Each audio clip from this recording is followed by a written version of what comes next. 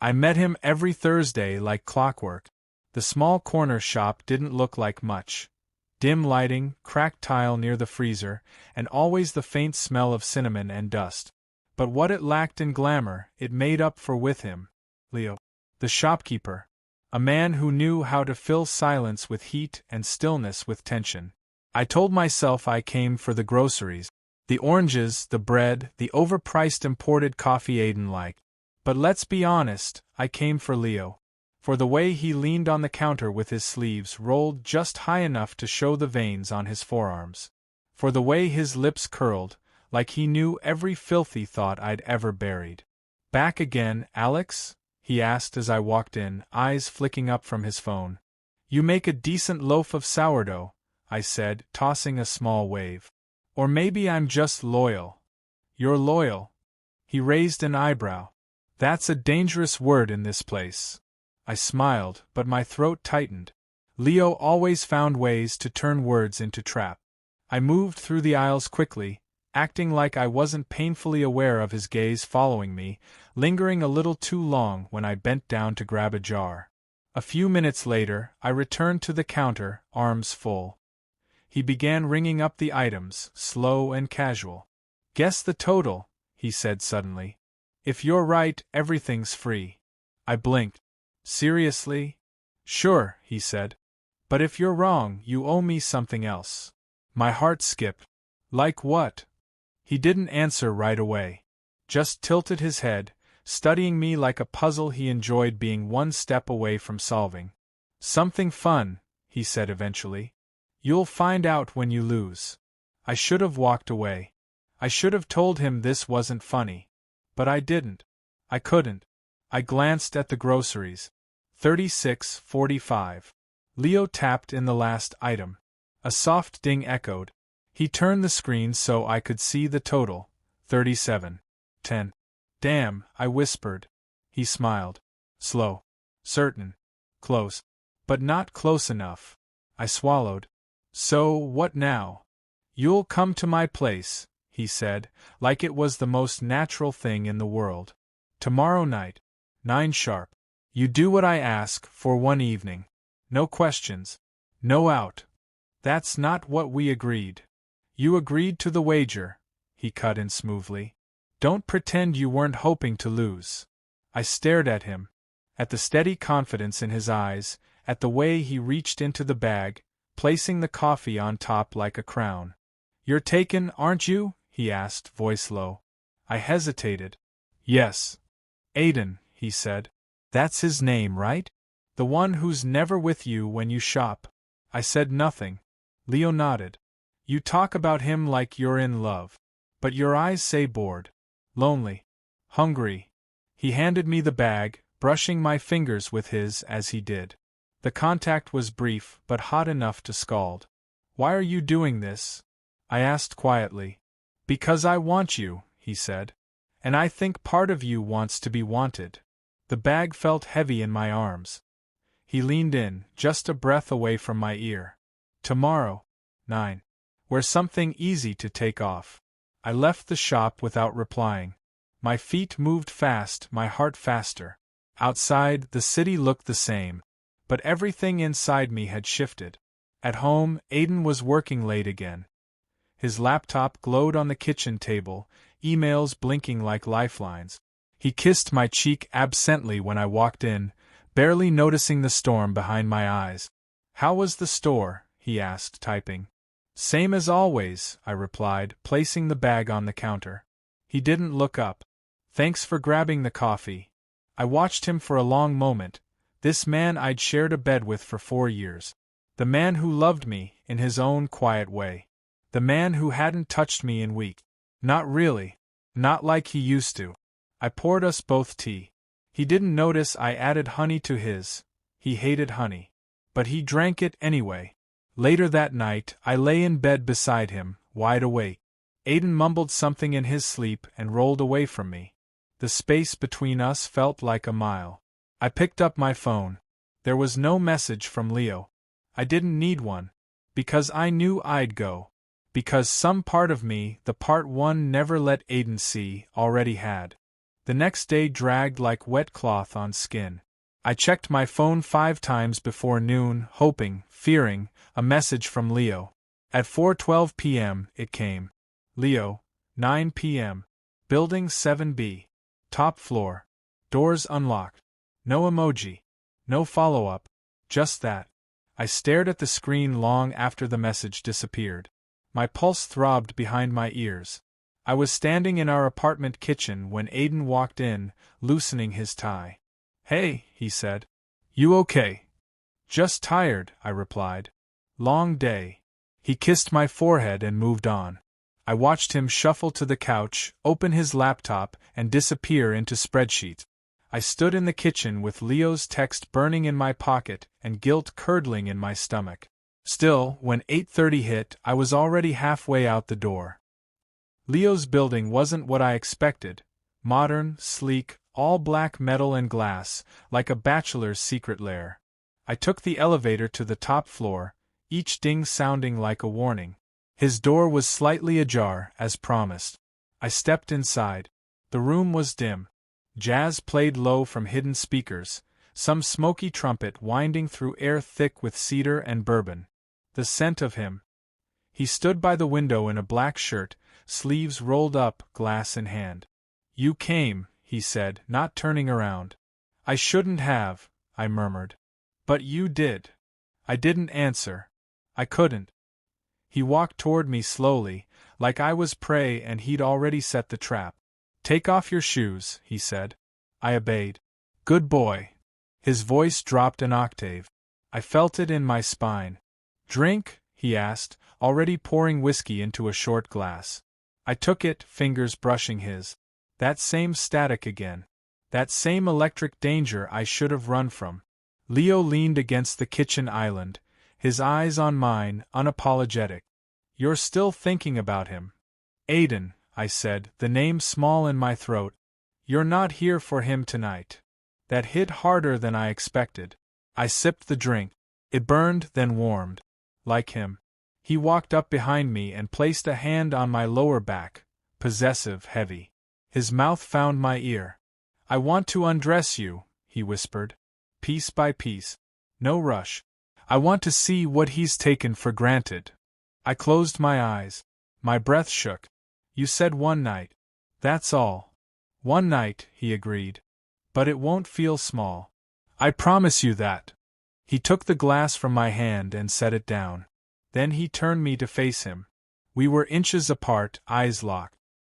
His fingers reached for the top button of my shirt, then paused. "Tell me to stop," he said. I didn't. So he didn't. Every layer he removed felt like a truth I hadn't admitted. My shirt. My belt. The hesitation. The loyalty. The lie. He led me to the couch, not the bed. There was something intentional in that, something that said this isn't love, this is surrender. His hands were patient but firm. When he kissed me, it wasn't gentle. It was claiming. The kind of kiss that makes you forget your own name but remember his. "Look at you," he breathed, tracing his fingers down my chest. "You're starving." My hands moved on their own, gripping his shoulders, pulling him closer, begging without words. I thought of Aiden for half a second, his warm smile, his safe arms, his absence. Then Leo's teeth grazed my neck and Aiden vanished. I don't know how long we were on that couch. Time bent around the sound of our breath and the low growl in Leo's throat when I whispered his name. My body betrayed me, over and over. Every shiver, every gasp, every moan, proof that something inside me was already his. When it was over, we lay in silence. I wasn't sure where I was anymore. Only that I didn't want to move. Leo ran his fingers through my hair. "You feel that?" he asked. "What?" "That ache. That guilt. That pleasure wrapped in regret." I said nothing. "It means you're still human," he said softly. "Good news. But it also means this wasn't meaningless." My chest tightened. "I can't do this again." "You already did." That hurt more than it should have. I sat up slowly, gathering my clothes. My body ached. Not just physically, but emotionally, like I'd let something in I couldn't undo. Leo stood, shirtless now, watching me dress. You'll think about me, he said. Next time he kisses you. When he holds you. When he forgets to look at you. I swallowed. My throat was raw. I walked to the door, every step heavier than the last. My fingers lingered on the handle. I don't know what this was, I said without turning around. Honesty, he replied. I stepped into the hallway and the door clicked shut behind me.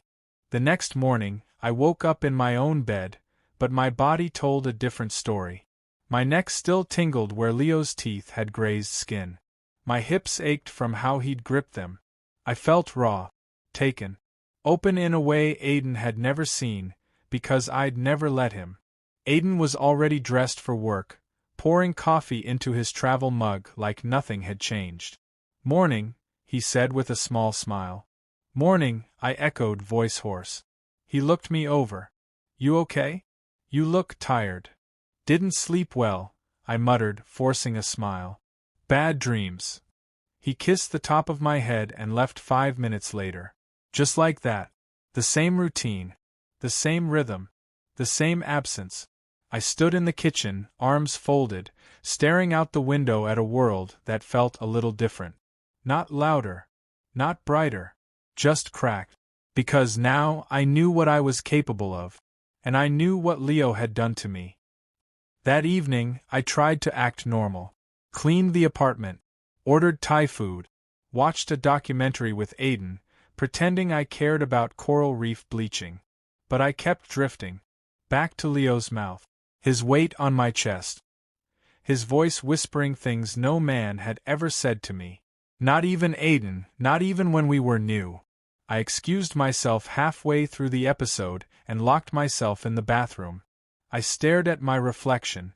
At the faint red mark on my collarbone, barely visible under my t-shirt. My skin was betraying me. Marked. Owned. Remembering. I splashed water on my face. That's when the message came. Leo, you left a button here. But it's not the only thing you left. I stared at the screen, heart pounding. I should have blocked him. Deleted it. Pretended this had been a one-night rupture in a faithful life. Instead, I texted back. I told you it was only once. Leo, that's what liars tell themselves before they fall. The next Thursday, I went to the shop. I told myself it was coincidence. That I needed milk and Aiden's oat creamer and, sure, maybe a pack of gum. Leo stood behind the counter, eyes waiting. As if he knew I'd come back. He didn't speak until I placed my items on the counter. Wearing that same jacket, he said softly. The one I peeled off you like a secret. Leo, I warned, glancing around. No one else in the shop. Relax, he said. I'm not going to fuck you between the frozen peas and the lottery machine. I flushed. Not because I was offended, but because part of me wanted him to. He bagged my items slowly. You haven't stopped thinking about it. I have, I lied.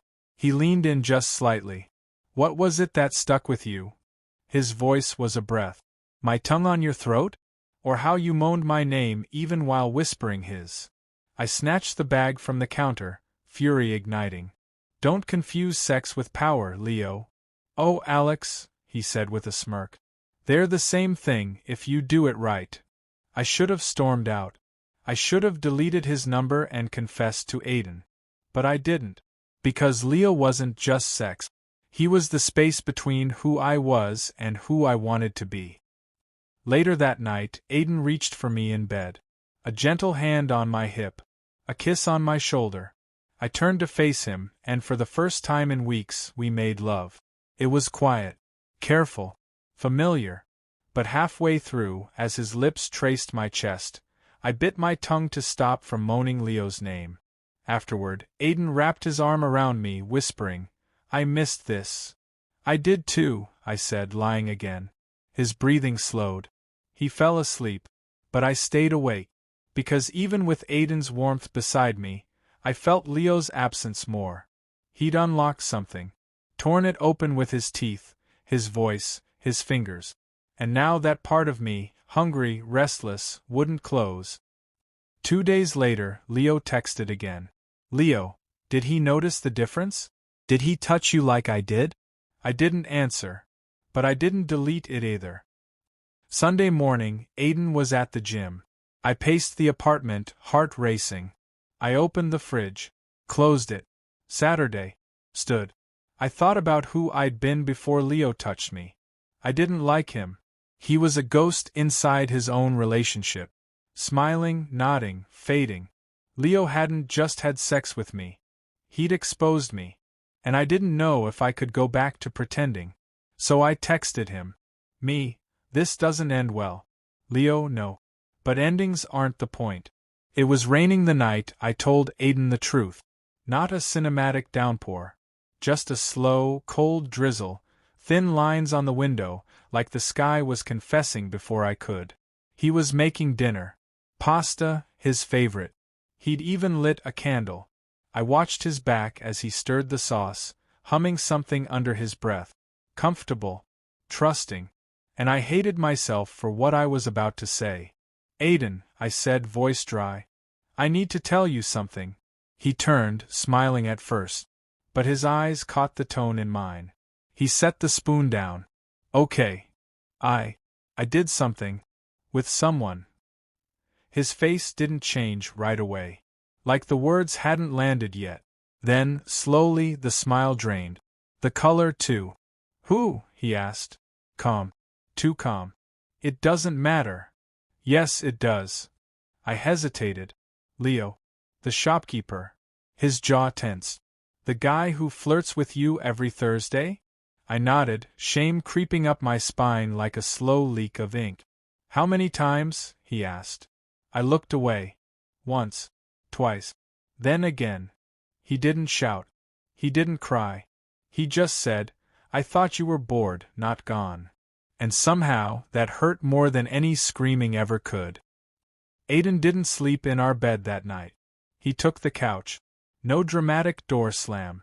No accusations. Just distance. Sharp and wide.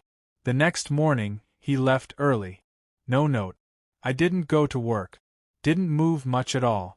Just sat at the edge of the bed, head in my hands, remembering every mistake in vivid color. By noon, I texted Leo. Me, he knows. Leo, and? Me, and I don't know what happens now. Leo didn't reply until that evening. Leo, come over. Just that. No promises. No reassurances. Just a door open if I wanted it. I didn't answer. I sat with the silence.